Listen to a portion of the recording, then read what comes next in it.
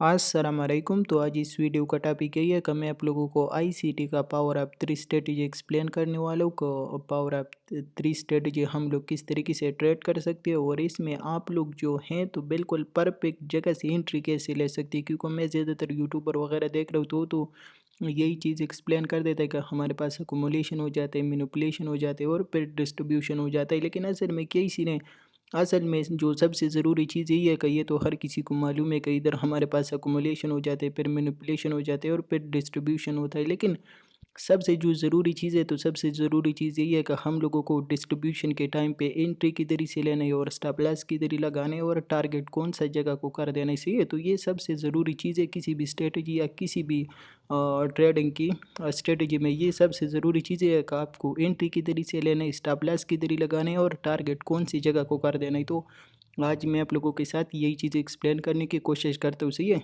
और बाकी सीन ऐसे कि ये मेरा कोई थ्योरी वगैरह वाला सीन नहीं है, ये इसी के ऊपर अभी मेरा पर्सनल ट्रेड चल रही सी है और ये लाइव ट्रेड है, अल्हम्दुलिल्लाह भी टारगेट के करीब है।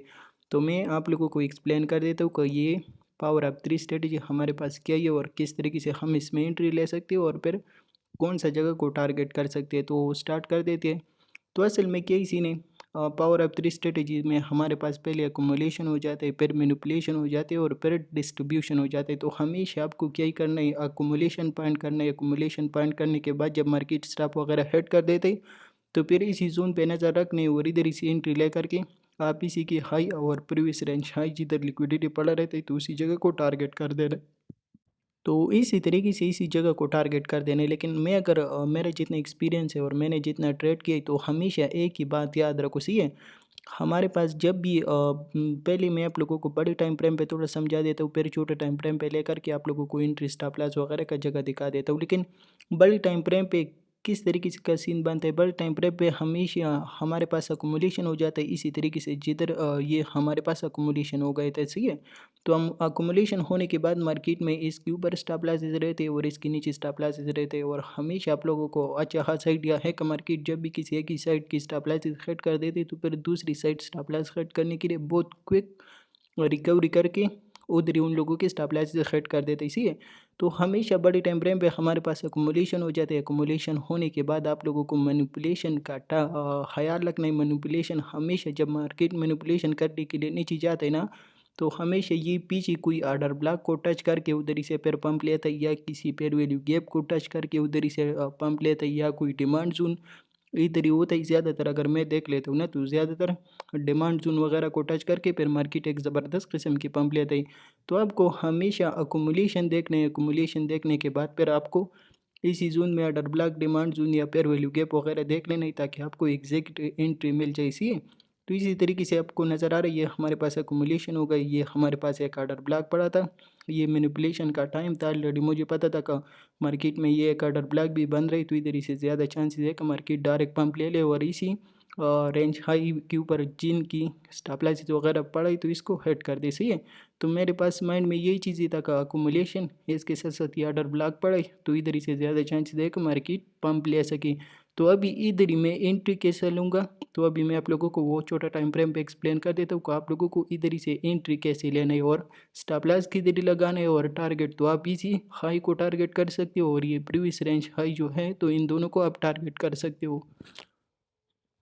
तो इसके साथ साथ मैं छोटे टाइम फ्रेम पे आ जाता हूँ और आप लोगों को एंट्री लेना सिखा देता हूँ कि आप लोग इसी में एंट्री कैसे ले सकते हो। सही है, तो इधर ही आपको नज़र आ रहा है ये सेम बीटीसी का चार्ट है, 5 मिनट टाइम फ्रेम है।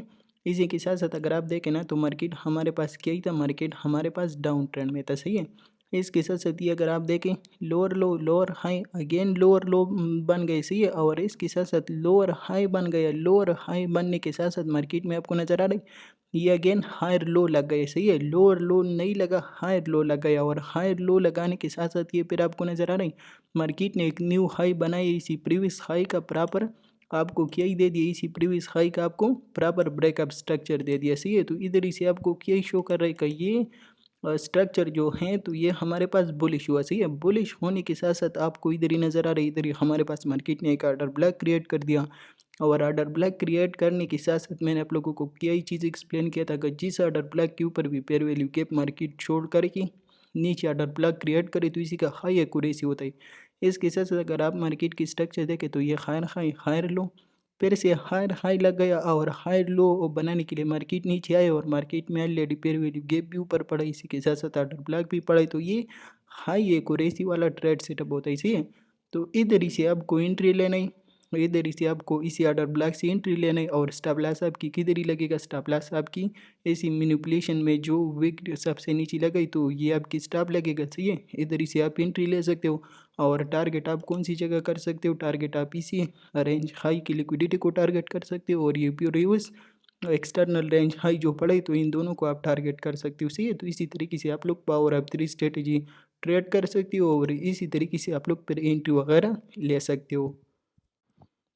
तो ये सीन था, सही है। ये तो अभी करंटली इसी तरीके से सेम सेटअप बना था तो वो मैंने आपको एक्सप्लेन कर दिया था, लेकिन ये हमारे पास 2-3 और तरीक़ों से भी सेटअप बनता है, इसी इधर ही हमारे पास अक्सर छोटे टाइम फ्रेम पे अगर आप देखें ना तो छोटे टाइम फ्रेम पे हमारे पास इधर बराबर तरीके से चेंज ऑफ करेक्टर होते हैं और चेंज ऑफ करेक्टर होने के बाद मैनिपुलेशन के टाइम में, सही है। तो चेंज ऑफ करेक्टर होने के बाद अक्सर इधर ही हमारे पास मार्केट पेयर वैल्यू गैप छोड़ देता है, डिमांड जोन छोड़ देता है, ऑर्डर ब्लॉक छोड़ देता है। तो आपको सिंपल उसी चीज़ पे नज़र रखना है और जैसे demand zone order block pair value gap पे आ जाए उधर से एंट्री ले करके आप ऊपर की हाई टारगेट कर सकते हो, सही है। स्टॉप लॉस सेम इसी तरीके से इसके नीचे लगेगा। तो एक ये वाला सेटअप बनता है चेंज ऑफ करेक्टर वाला, एक ये सेटअप बनता है जिस तरीके से स्ट्रक्चर बुलिश होते हैं और स्ट्रक्चर बराबर तरीके से ब्रेकअप स्ट्रक्चर देता है। इसी के साथ साथ तीसरा जो हमारे पास सेटअप बनते हैं तो तीसरा हमारे पास यही सेटअप बनता है कि मार्केट क्या ही करे, मार्केट में ये एक लो लगा है ना तो लो लगने के साथ साथ मार्केट आ जाता है और सिर्फ विग नीचे मार देते हैं और मार्केट वापस ऊपर आ जाता है, सही है। और ऊपर आने के साथ साथ अक्सर मार्केट सेम तरीके से इसी तरीके से या ऑर्डर ब्लॉक क्रिएट कर देते या पेयर वैल्यू गैप क्रिएट कर देते तो फिर वापस जब सेम उसी जोन पे आ जाते उधर ही से हम बाई कर देते हैं और टारगेट सेम ऊपर की हाई रख लेती है, सही है। तो इसी तरीके से जब भी मैंने ये पावर ऑफ 3 स्ट्रेटेजी देखा तो ये 3 तरीक़ों से बनता है, ये फर्स्ट वाला ये, सेकंड वाला ये और थर्ड वाला ये, सही है। तो उम्मीद करता हूँ कि हर एक चीज़ आप लोगों को समझ आया होगा। इसके ऊपर थोड़ा सा बैक टेस्टिंग करके फिर आप लोग अपनी रियल ट्रेडिंग में अप्लाई कर सकते हो, इंशाल्लाह बहुत ज़बरदस्त रिजल्ट मिल जाएगा। और बाकी ये फोरेक्स और क्रिप्टो दोनों में बहुत ज़बरदस्त काम करता है, सही है।